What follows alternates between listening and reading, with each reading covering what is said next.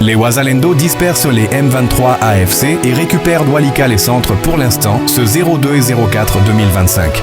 Depuis 9h ce mercredi 02-04 2025, d'intenses combats les rebelles M23 et Ouazalendo ont été signalés dans la commune rurale de Walikale.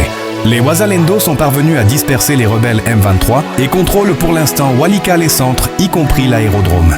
Jusqu'à présent, les Ouazalendo occupent l'axe cité belge. Massissi à Kinigi, ça chauffe entre les Ouazalendo et les M23 AFC, une localité située au-dessus de Kibabi, un peu loin de Roubaïa. D'après une source sur place, l'armée rwandaise aurait subi des pertes énormes bien que les affrontements continuent. Le chef d'état-major général adjoint des FARDC, en charge des opérations et renseignements, est à Béniville depuis ce mercredi 02 avril 2025. Le général Ishali Gonza Jacques indique être venu dans une visite d'inspection et de commandement des troupes.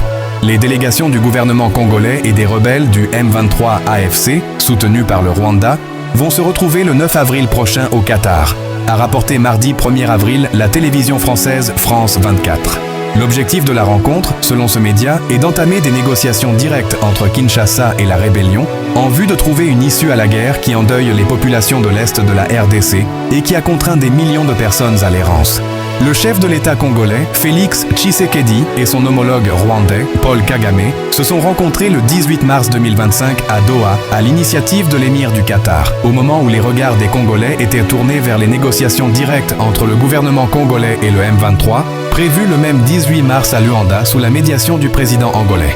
Si à Luanda les négociations directes n'ont pu avoir lieu après le désistement du M23 de se rendre dans la capitale angolaise, en revanche à Doha, les deux chefs d'État ont réaffirmé leur engagement en faveur d'un cessez-le-feu immédiat et inconditionnel et ont convenu de poursuivre les discussions entamées à Doha, afin de poser les bases d'une paix durable dans le cadre du processus désormais fusionné Luanda-Nairobi, selon la déclaration du ministère des Affaires étrangères du Qatar.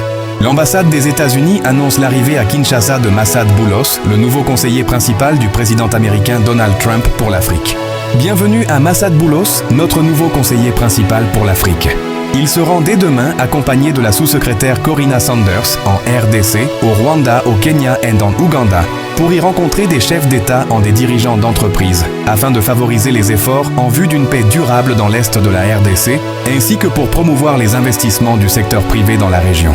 Merci d'avoir regardé cette vidéo et abonnez-vous.